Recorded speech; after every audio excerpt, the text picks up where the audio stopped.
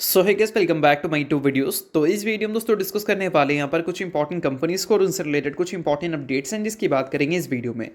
तो चलिए दोस्तों वीडियो की शुरुआत करते हैं, बट सबसे पहले डिस्कस करते हैं आज के दिन के बाजार को। सो दोस्तों अगर बात करें निफ्टी 50 की, तो आज के दिन 1.2% की काफ़ी अच्छी तेज़ी हमें निफ्टी में देखने को मिल रही है।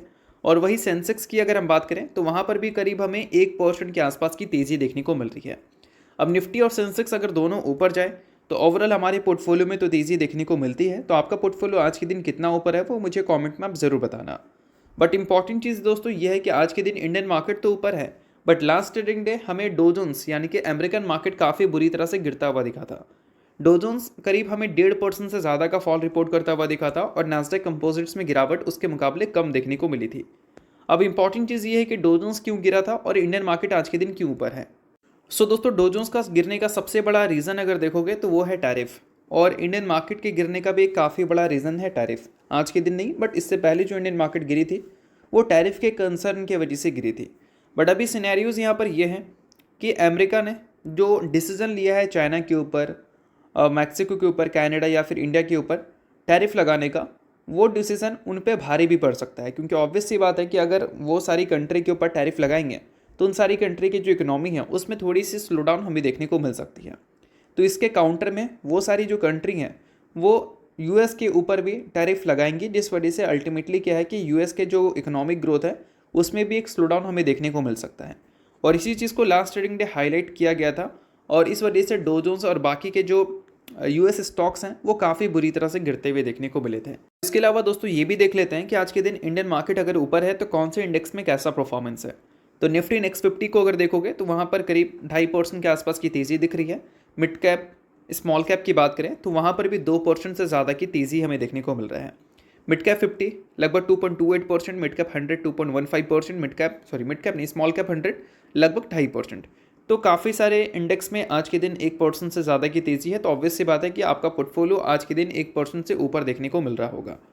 अब दोस्तों सेक्टर की बात करें कि कौन सा सेक्टर कैसा परफॉर्म किया है, तो बैंकिंग सेक्टर आज के दिन ठीक है, पॉजिटिव है। ऑटो सेक्टर में 2.5% की तेज़ी है और उसके अलावा निफ्टी आईटी यानी कि आईटी सेक्टर में भी 2.5% की तेज़ी देखने को मिल रही है। मीडिया सेक्टर भी काफ़ी अच्छा परफॉर्मेंस दिया है। मेटल सेक्टर में 3% से ज़्यादा की तेज़ी है। पीएसयू बैंक में भी 2% से ज़्यादा की उछाल हमें देखने को मिल रही है। अब दोस्तों तेज़ी तो देखा जाए तो ओवरऑल सभी सेक्टर में हमें दिख रहा है, बट इस तेज़ी के पीछे का प्रॉपर रीज़न क्या है, तो चलिए अब उस रीज़न की बात करते हैं। तो देखो 4 रीज़न मेंशन किया गया है, बट जैसा कि आप सभी को पता है कि आर्टिकल को पब्लिश करने के लिए ज़बरदस्ती रीज़न भी बनाया जाता है। तो 4 के 4 इंपॉर्टेंट रीज़न नहीं होंगे, कुछ ही 1-2 इंपॉर्टेंट रीज़न होंगे, बाकी ज़बरदस्ती बनाया गया होगा। तो सभी रीज़न को हम लोग डिटेल में नहीं जानेंगे, कुछ ही रीज़न को अच्छी तरह से समझेंगे।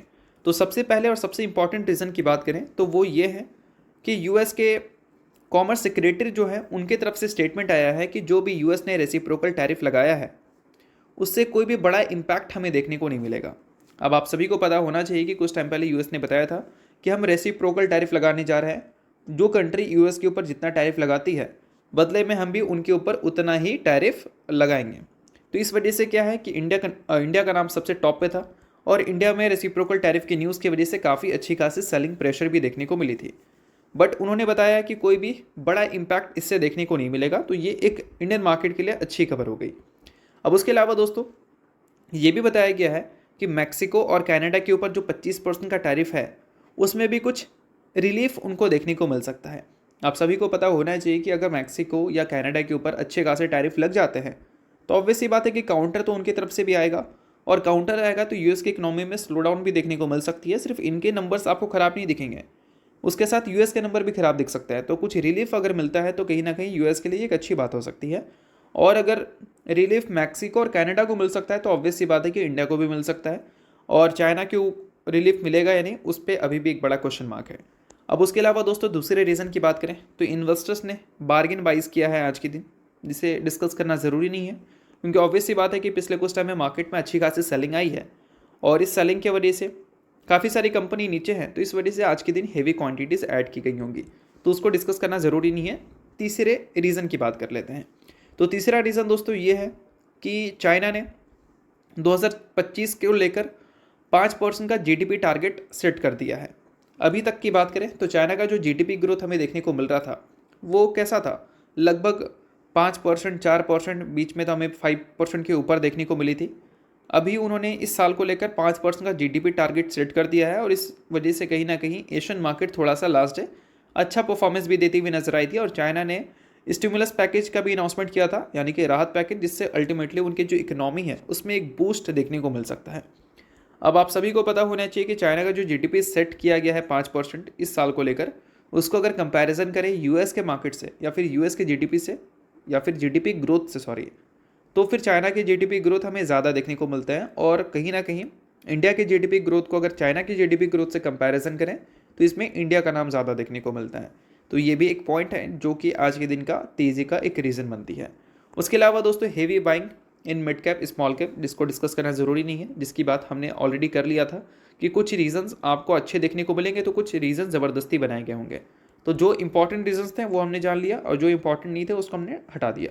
तो चलिए, ये सारी कुछ चीज़ें थी जिस वजह से आज के दिन तेज़ी का एक प्रॉपर रीज़न बनता है। बट इन सारी चीज़ों के बाद आज के दिन एफ और डी की एक्टिविटी काफ़ी इंपॉर्टेंट रहने वाली है, क्योंकि लास्ट ट्रेडिंग डे एफ ने 3,405 करोड़ की बिकवाली की थी, डी ने 4,851 करोड़ की खरीदारी की थी। आज के दिन मार्केट इतना ऊपर है तो उम्मीद है कि एफ की तरफ से आज के दिन बाइंग दिख सकती है और वो बाइंग अगर अच्छा खासा रहता है 5,000 करोड़ के ऊपर तो मे बी ये एक अच्छी बात रहेगी। और हम उम्मीद करेंगे कि ये जो बाइंग है वो एज इट इज़ कंटिन्यू रहे। बट उसके डेटा अभी आए नहीं हैं, 6-7 बजे तक आएंगे तो देखते हैं कि वो डेटा हमें कैसे देखने को मिलेंगे। तो चलिए दोस्तों, अब डिस्कस करते हैं कुछ कंपनी को जिनसे रिलेटेड कुछ इंपॉर्टेंट अपडेट्स हैं। तो चलिए दोस्तों, बात करते हैं पहली कंपनी के बारे में जिसका नाम है बायोकॉन। अब इसकी एक सब्सिडरी है जिसका नाम है बायोकॉन फार्मा लिमिटेड। अब उनके तरफ से अपडेट आया है कि उनको फाइनल अप्रूवल रिसीव हो चुका है, किससे? US food and drug administration यानी कि एफडीए की तरफ से। अब ये ऑब्वियस सी बात है कि जो फाइनल अप्रूवल आया होगा किसी फार्मास्यूटिकल्स कंपनी को, तो किसी ड्रग्स के लॉन्च को लेकर ही आया होगा या फिर मार्केट में लाने को लेकर आया होगा। ड्रग्स का मतलब यहाँ पर दवाई की बात हो रही है। अब वो सारी डिटेल्स आपको यहाँ पर देखने को मिल जाएंगे। अगर आप शेयर होल्डर हैं तो आप डिटेल्स पढ़ लेना, बाकी अपडेट्स थी इस वजह से हमने डिस्कस कर लिया। अगली कंपनी दोस्तों अडानी विल्मार है, अडानी ग्रुप की कंपनी है। आप सभी को पता होना चाहिए पिछले कुछ टाइम में अडानी विल्मार काफ़ी ख़राब परफॉर्मेंस आपको डिलीवर करती हुई दिखी थी, क्योंकि अडानी विल्मार की जो पेरेंट कंपनी है उन्होंने कंप्लीट एग्जिट कर लिया था और उनके जो मेन बिजनेसेस हैं इंफ्रास्ट्रक्चर की उसमें उन्होंने ध्यान देने का फैसला किया था। बट अब फिलहाल उन्होंने एक एग्रीमेंट साइन कर लिया है, agreement to acquire GD food manufacturing India private limited in phase manner. यानी कि GD food manufacturing India private limited एक कंपनी है, उसको एक्वायर करने को लेकर इन्होंने एक एग्रीमेंट साइन किया है। और ये जो एक्विजिशन हमें देखने को मिलेगी ये फेज़ मैनर में देखने को मिलेगी। अब इसके जो फेज़ होंगे वो बेसिकली 2 से 3 फेज़ रह सकते हैं। पहले फेज़ में 80% स्टेक्स एक्वायर कर लेगी जीटी फूड का, और अगले फेज़ की बात करें तो उसमें लगभग 20% स्टेक एक्वायर किया जाएगा, जो कि अगले 3 सालों में देखने को मिलेगा। तो अडानी विल्मार के अगर आप शेयर होल्डर हैं तो इस चीज़ को आप नोट कर लो। तो चलिए अब डिस्कस करते हैं अगली कंपनी को। अगली कंपनी है दोस्तों ओला इलेक्ट्रिक मोबिलिटी। अब इनको मिल चुका है एक लेटर इनकी तरफ से IFCI की तरफ से regarding missing out on the target specified under the PLI scheme. जो आप सभी को पता होना चाहिए कि PLI स्कीम के अंडर किसी भी कंपनी को एक टारगेट मिलता है और वो टारगेट अगर वो फुलफ़िल नहीं करती है तो उनको कुछ लेटर्स वगैरह मिलता होगा और वही इनको मिलता है। और वो टारगेट अगर वो फुलफ़िल कर लेती है तो उनको फिर इंसेंटिव्स गवर्नमेंट देती है। तो फिलहाल ओला इलेक्ट्रिक को टारगेट मिस करने पे एक हमें लेटर रिसीव होता हुआ दिखा है। अब इसके अलावा दोस्तों अगली कंपनी है GE वर्नोवा। अब इस कंपनी से रिलेटेड अपडेट ये है कि इस कंपनी को मिल चुका है 3 ऑर्डर जिसका वैल्यू है करीब 500 करोड़ रुपए। और ये ऑर्डर मिला किसके तरफ से है? तो power grid corporation of India की तरफ से मिला है।